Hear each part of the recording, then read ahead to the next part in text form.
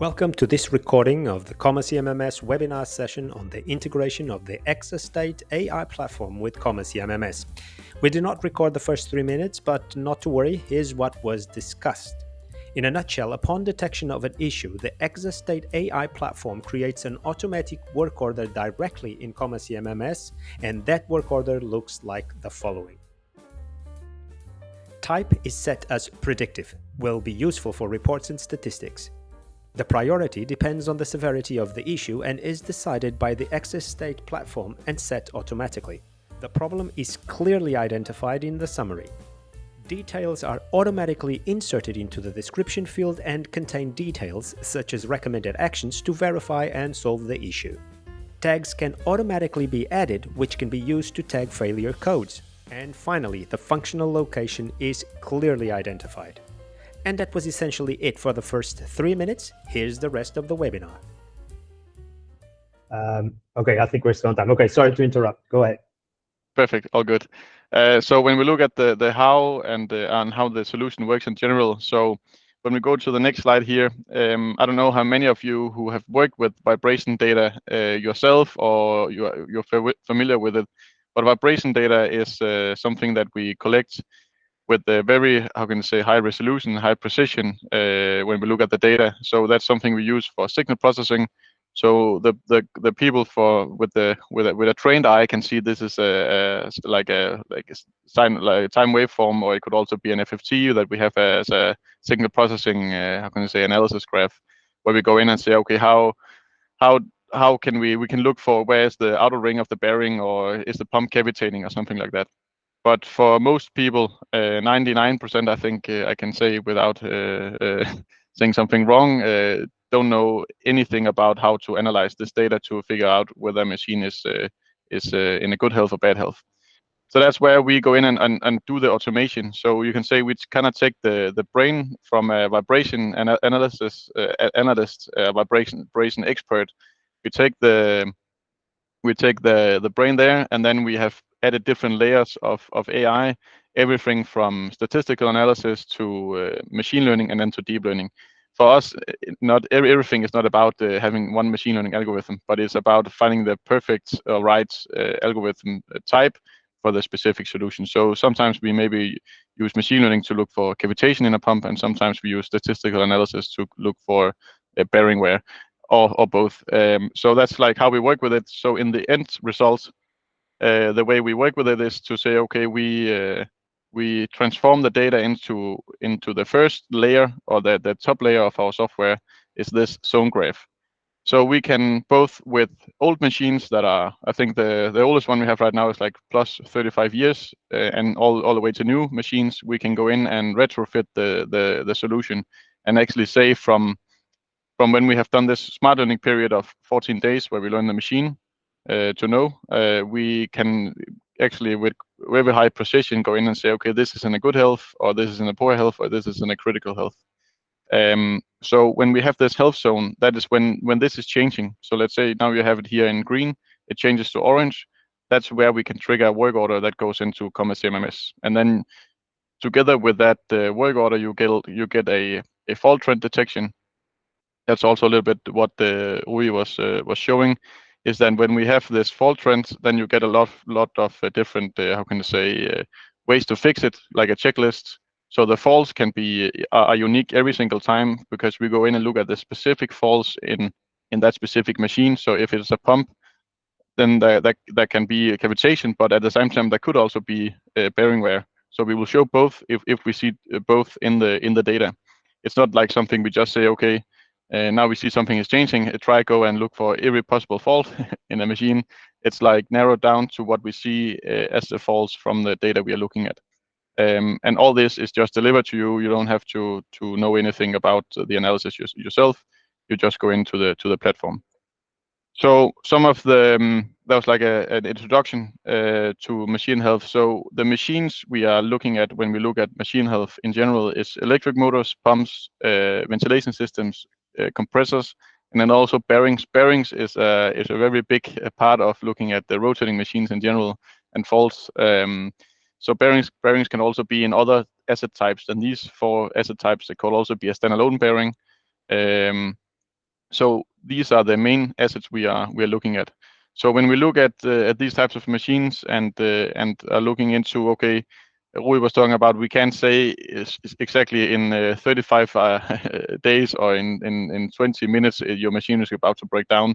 That's very difficult to do in a general purpose system like this, because we don't necessarily only look at the Grundfos pump, where this is the only one we can monitor. We can monitor the way we build our AI is we can monitor pretty much all pumps that are out in the market. So the way we do that is looking at these different health zones, where we can, with a high precision, estimate what is the current health of the machine. So when we look at these how can I say, when we have the machine health in general, then when we look at reduction in downtime, on average of our customers, it's about 35% on these assets. So we can also extend, of course, equipment lifetime, because we are maintaining them in the correct way. We are creating a work order if we see that there might need to be lubricated a bearing, or we see that you have a soft foot on your electric motor that could harm the machine's lifetime, and then we can extend it by that. And also in terms of labor and parts savings, when we have a system like this, and especially the customers where we see they have scaled it to more than just like 10 sensors, they scale it to maybe 30 or 50 sensors, then we can also see a reduction, and they don't need to spend as much labor on it. They don't need to have as many parts in stock for these machines, because they have a good gut feeling that we predict what we say we predict. And then when they have seen it, that we are a reliable source of truth when it comes to rotating machines, they can start say, okay, we can lower our inventory a little bit, and then save money there. So that's always the question: what is your downtime cost? Downtime is always the first thing we ask for when we look for how can I say, potential savings for customers.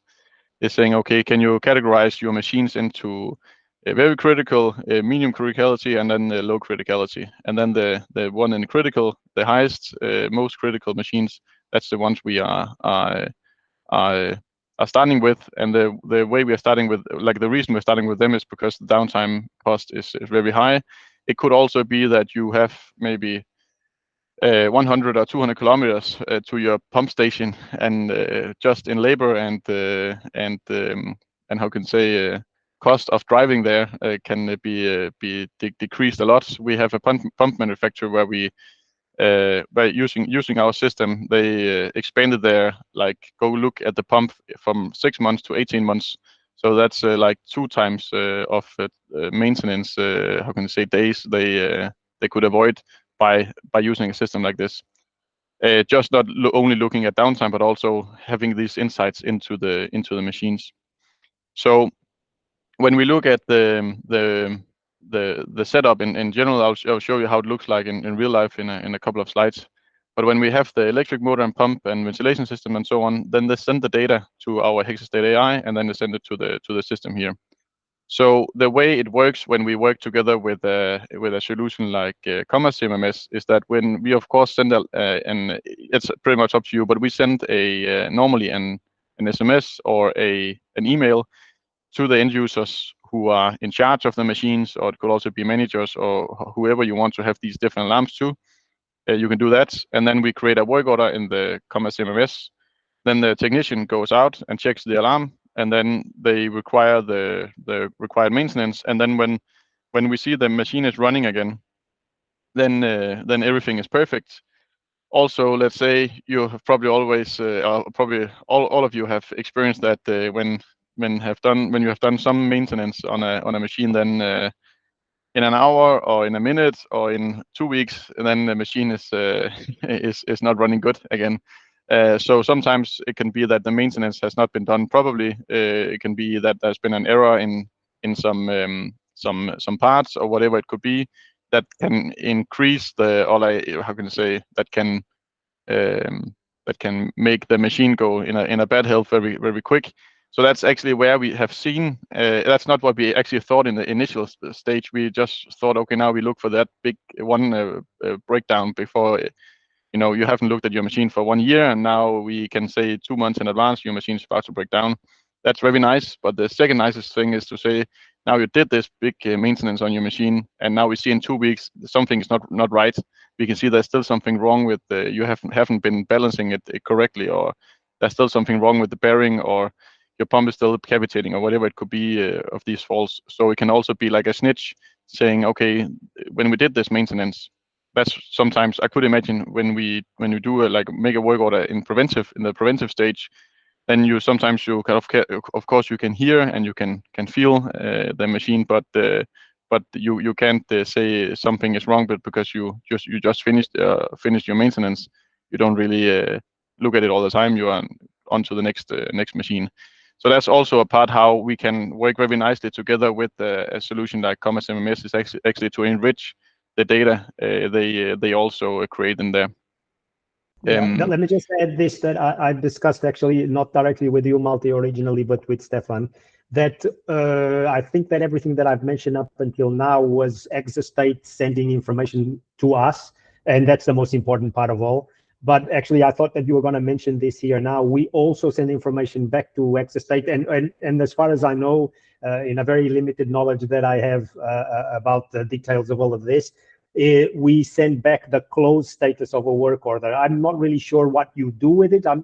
Is that when you start to think that, okay, this is a point at which the machine is going to start running again and I'm going to have to look at it? Or do you use, sorry, I'm going into your presentation now, but do you use that? No.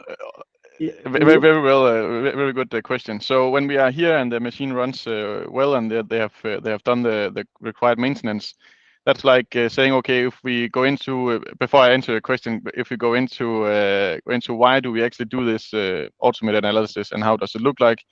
So the cavitation part I sent to you was this one, for looking at the work order. So that's kind of like we can do it.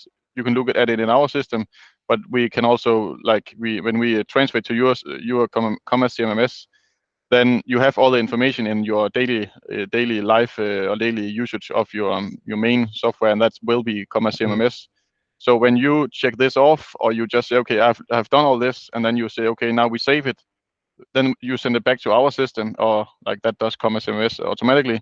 When you send it back, then we know when we have to calibrate. So we do an extra check on this to say, okay, do we see a change? If we see a change, we make the machine go in green, and then say, okay, everything is okay. If we don't see any change, then there'll be no change, and then we will alarm you again.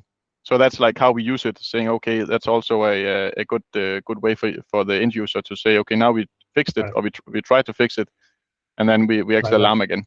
So let me just clarify that currently we do have that working. So we, okay, maybe I'm not sure if everybody was here when I was doing the introduction at the start, but we have this working. So the overall connections back and forth obviously are working, but we have not in a commercial sense with our system. They have this installed elsewhere, but not with our system. But we have the connection running from them sending us information and from us sending information back to them. So if we were to have to install this tomorrow, okay, maybe not tomorrow, but we would be very, very fast to implement this. Sorry, Malte, yeah, go ahead. Yeah, perfect. So the reason why we don't do manual analysis is like, if I ask you a question, maybe some of you can say everything from this pictures, but you can say a lot of it. Say, okay, so if you do the manual analysis, you have to go and look for this. It's like maybe 6 months ago, and then you have to look for this. It's today. For you guys out there, can you see what's wrong with the machine? I could imagine that most of you will say, I don't know anything about signal processing, so that this would be impossible for me to understand. So this is why we have automated analysis, is actually to say, okay, this data is what we transform into, okay, we actually see fault types or fault symptoms of cavitation, and then we have a checklist for that specific fault, for example. Could also be a lot of other different soft foot or bearing wear, unbalanced misalignment, all these different types of fault types for these rotating machines. So when we look at the installation, because I could imagine some of you are thinking about how it looks like in real life. So we use wireless sensors for vibration. So these are the sensors you have here. just approximately 10 centimeters high. So when you plug them on, you just either glue them or you screw them on with this M8 thread.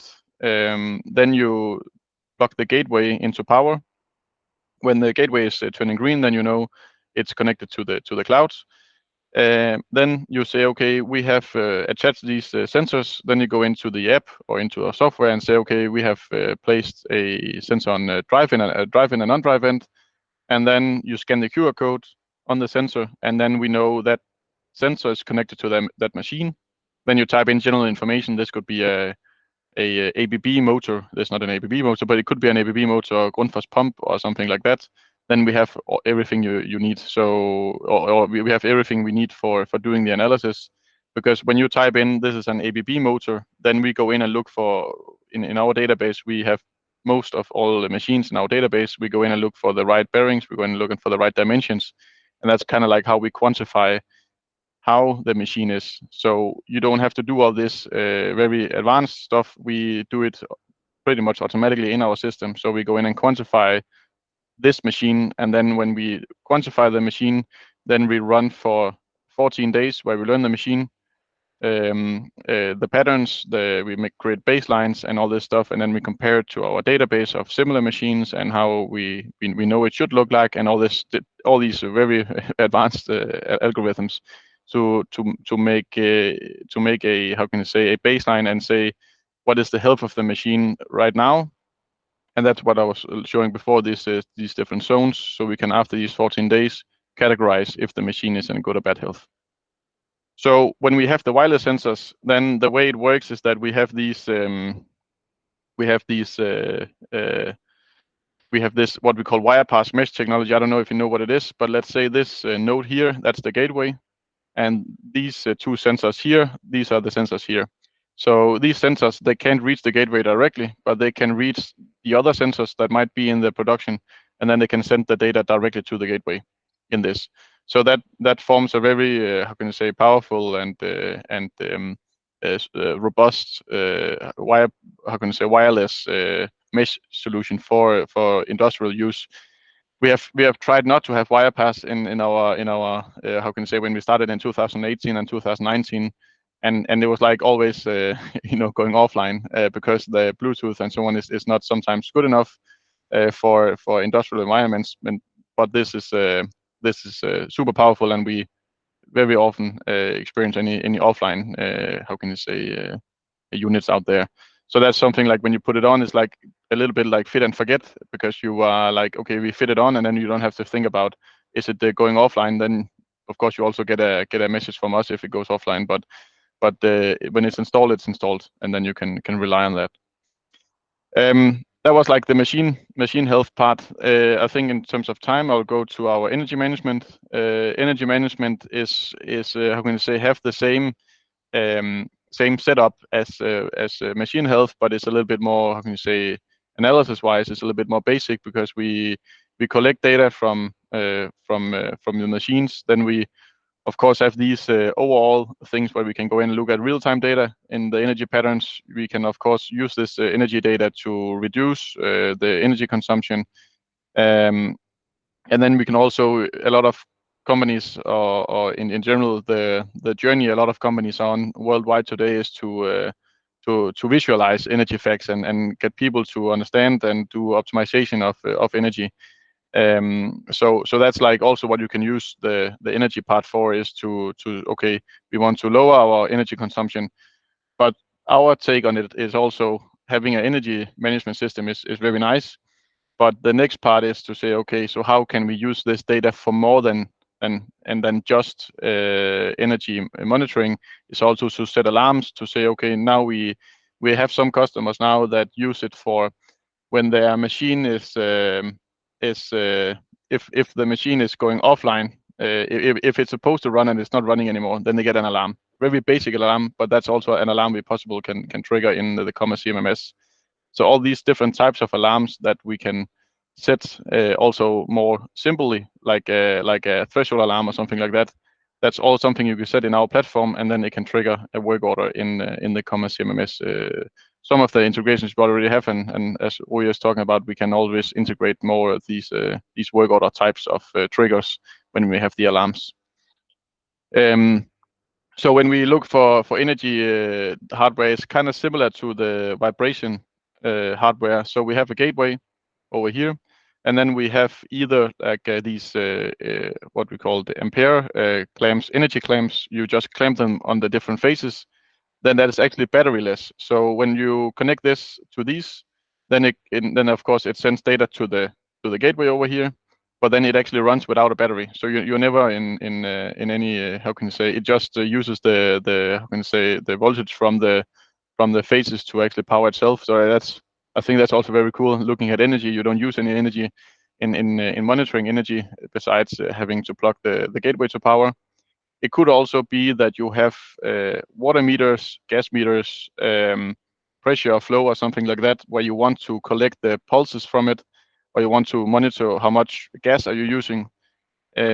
Normally gas meters, they have a pulse output. If they don't have a pulse output, then we could put on like an infrared reader of this. Then you put it on the gas meter where we see the readings, and then we put the infrared thing on this meter, and then we can actually remotely look at how is the energy consumption for that. So in the end, you can equip close to all different types of energy sources, and then you can show it in our platform, and you can set alarms and potentially bring the alarms into CMMS. So this is very similar to what we had before. We send an alarm when we trigger an alarm, and then we create a work order in CMMS. It could be like I was talking about. It could be a power consumption that goes over a threshold. It could also be that if you have a production that is not running 24/7, 365 days a year. It could also be that every Friday when you go home at 4 o'clock, then you know there should be no usage on this, or there should be no energy consumption on this machine from 4 o'clock in the afternoon until Monday at 6 o'clock. Then you can also set an alarm in our system saying, okay, we don't want the machine to run there, but we get an alarm if it's running there. And then you can also create a work order. So you can both have an SMS and email, but you can also have a work order saying, okay, why did we not turn it off? Or did this automatic, a lot of companies, they have this way, they turn off the systems automatically within like these different time frames or time slots. That's not working. Then they're spending or using a lot of energy on that. We have some very, how can I say, strong cases on energy in terms of actually this usage in weekends, both on ventilation systems and for example compressors, where the air is just how can I say, flung out in the air again, and that like compressors are using so much power, and there's so much money to save from having insights into energy. But the good thing here is when we look at the combination with CMMS is that you can enrich the data even more, that you look for insights, but you also have the alarms, and you actually have a context of the alarm, and you can have the work order say, okay, we perform these types of optimizations in our normal daily workflow as we normally do in CMMS. I think in terms of time, I'll go to the case now, and then of course questions after that if people have some questions. Yeah, go ahead. We have a few more minutes. Yeah. So for the case here is that we have I brought a dairy manufacturer just to show how it was. So in terms of these sensors, then there's a, how can you say, multi-stage case here. So we had a lot of success with this case because we also had 30 sensors installed from the start. So what we did was to when we look at the return on investment cases for companies, it's saying, okay, so let's say you install 1 or 2 sensors, and then you have maybe 20 machines. Out of these 20 machines, then you want to monitor 1 or 2 machines. So within 6 months, you want to show this works, and you want to show that we predict the breakdown. So what we normally do is that when we look at these cases, it's saying, okay, when we look in like CMMS, how much downtime or how many work orders have you had for maintenance on this machine within the last year or 2 years? And then we go in and say, okay, if you only have 2 sensors on, but your machine maybe only, and it's out of these 20 machines, it's very random which machine is breaking down. It's very difficult for us to show the case within 6 months if we if it's not the 2 machines we have the sensors on that are breaking down. Maybe it's the other machines that are breaking down. It's just saying that when we go into these return on investment cases and look into it, it's like the more sensors you have, the bigger chances that we see that, like if you have all your machines monitored, all the critical machines monitored, there's a very big chance that we see breakdowns within 6 months or 12 months, because the probability is much higher when we have more sensors and look at more machines. So when we look at this case, the return on investments was actually within 1 month. It was actually almost like after 14 days they paid off the solution for that year. And then that's in euros. It's approximately the same in US dollars right now. And then the type of the faults that was actually it was like pump wear, but also bearing wear. And then we had some steel feed faults. I'll show you in a minute how that was. But this was like a very good case. Sometimes we have cases where we wait 9 months until a machine breaks down. Sometimes it could be 1.5 years. But it also sometimes, if it's only like like I was talking about before, like 1 or 2 machines, then it can take a little bit more time to show, because maybe a machine is not breaking down in the next 15 months. But you always have monitoring of the machine, so you know when something is wrong, you'll get an alarm. But for this case, if we look at the data here, it's saying okay, it went from green to light green. How can I say light green, yeah. Sorry. And then we went into orange, and then that's when we like say, okay, now we have to act on it. So when they did the maintenance on it, then it went up to green again, but then there was still some vibrations. And the reason for that I'll show you in a minute, but this picture here is also the picture over here. So I could ask you a question whether you could see here that something was wrong. I could imagine that most of you would say, I have no idea what I'm looking at, or yeah, I need at least I need to spend a lot of time. If you know what you're looking at, you need to spend a lot of time to understand exactly what's going on. So what we figured out, besides pump wear and bearing wear, was that under these pumps they have metal feeds. So because it has had to be easy for them to drag out the pumps or electric motor on the floor, but these steel feeds did that the vibration was much higher than in the machine that it should, and that actually wore down the machine much faster than it was supposed to. So now we can how can you say switch them to rubber feed. I know it sounds super simple, but they had no idea before. So it's also what you can say. Okay, if your machine is not in perfect green, then you also can still get insights into actually what is wrong with the machine to optimize them, so you avoid them in the future. And that's also a big part of being predictive, is also being preventive. So if the predictive solution can help, also maybe putting in more preventive steps to avoid future breakdowns. That's how like solutions like Hexastate and CMMS, I think, where the true value is that we help each other, or the system help each other to become stronger, like this standard synergy.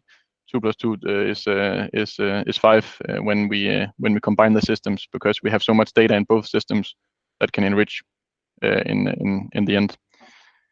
And then for questions, I don't know if anyone have questions, but feel free to ask them. Okay, and okay, let me start maybe, and then if anybody else has questions, then you can come after. Let me start to break the ice.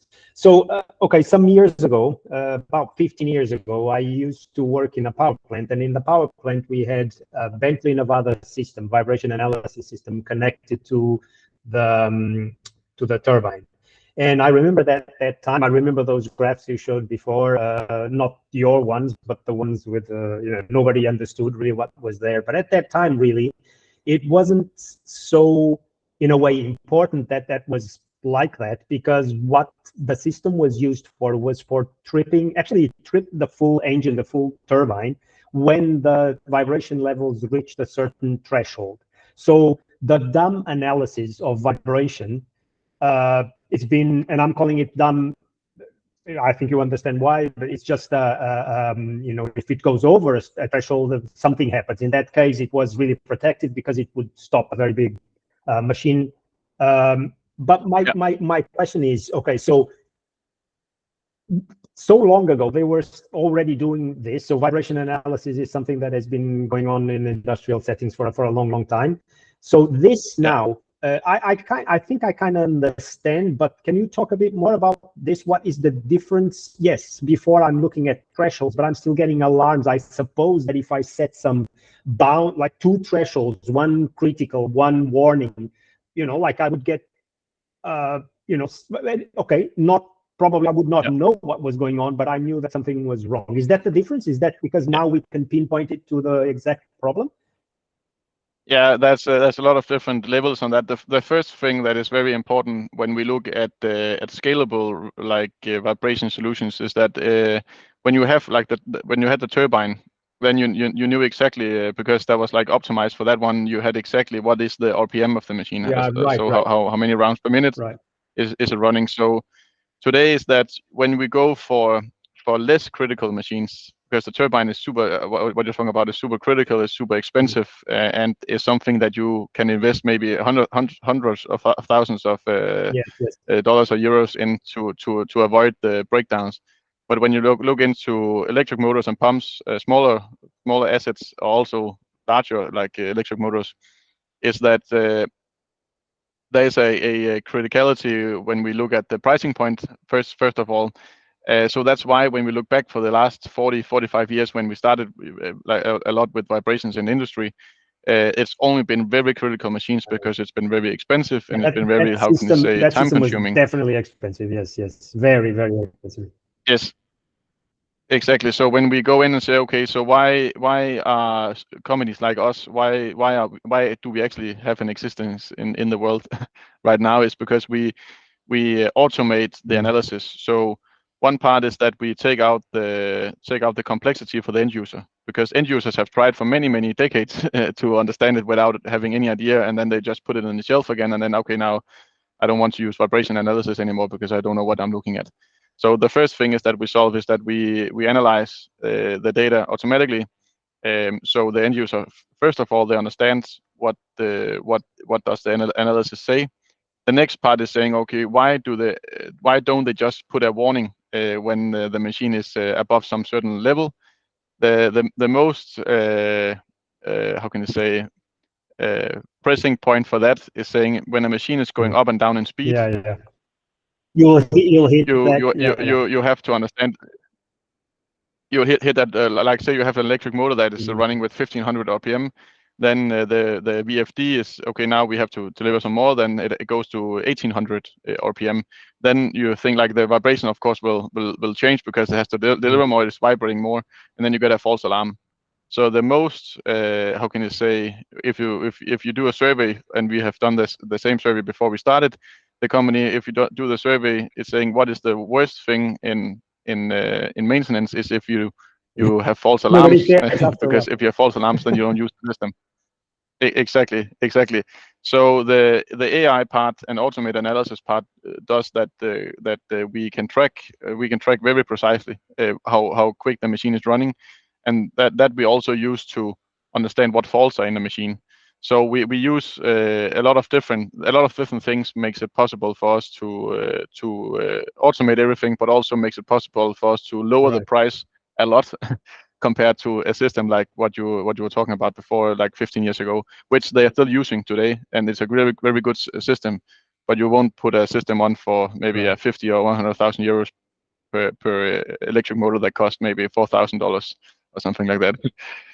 So that's like the idea is that we can scale it from 10 sensors to 1,000 sensors without scaling the issues for the end users. All right, cool. Thank you.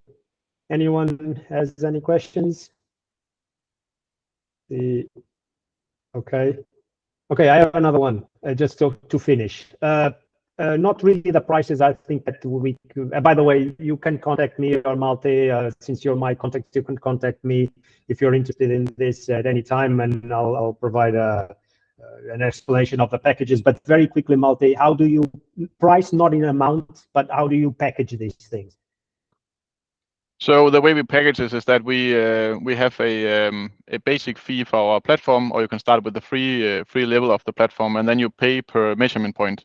So if you have one sensor, then you pay you can either buy the hardware, you can rent the hardware, but then when you have the hardware, then you pay per measurement point, you pay per sensor, and then you pay a subscription on top per sensor. So let's say you have 25 sensors, then you buy the 25 sensors, and then you buy 25 licenses with this yearly fee that we run on top. So that means that if you only need 12 sensors, then you can have 12, and if you need 35 sensors, then you can buy 35. So you can pretty much scale the solution so it fits what your needs are right now. And of course, the more you buy, the higher the discount. But it's very simple. So if you want to start with 7, you just buy 7 sensors and a gateway and 7 licenses. Okay, very good. And in terms of how we also package this between CMMS and Hexastate and their system, basically, okay, they've got their mechanisms, like their commercial terms. We have ours. I think most of you are familiar with ours. And this is in terms of payments. I'm not sure how this would go. We actually didn't discuss that too much. But we'll put a package together. If you are not our customer or theirs, we'll put a package, a joint package together. If you are already our customer, then they will put a package on. We'll probably even connect to them directly, and we'll take care of the integration so that you still get information in work orders from your new system from Hexastate. So anyway, you have our contacts. We are reachable. Anybody has anything to add? Any question to ask? I don't think so. Okay, so I think I can close. Malte, anything else from your side? No, all good here. Okay, so I'll just like to close this, because I have been in the field of CMMS's industrial maintenance for a long time now, and I find it extremely interesting and engaging, all of these discussions, these new technologies. I'm a technical guy at heart. What I like is this that we've discussed. I like to understand how these things work, and it's very exciting for me to see the evolution that I have been a part of as a user and now as a vendor. Of first, we had manual work orders that were issued. Work orders that I'm using work orders as a call for action when something happens. So, and I use work order for that, and that's what they are. But I think in more general terms, I perhaps could use another term. But I'll use work order. So we originally had manual work orders that were created to log things like times and how to do some kind of procedure. And they were manually created, basically. When the problem started, an operator would generate a work request. That's what it's called. And then the process of the workflow of a work order would go from there. Then almost at the same time, that's one of the reasons why we had CMMS, is we started to schedule orders and putting automatic work order generation to support scheduled plans of maintenance, basically.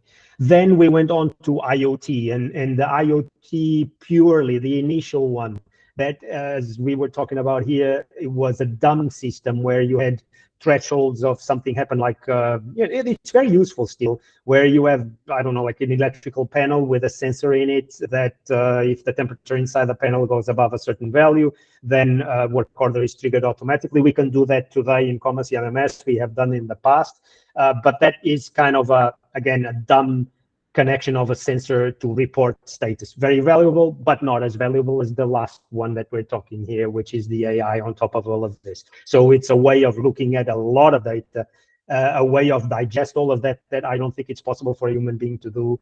So it's very nice and exciting to especially still be alive and my brain's still working, and I can still understand a little bit of all of this. And I'm very excited with this. I don't think that we can get out of this path.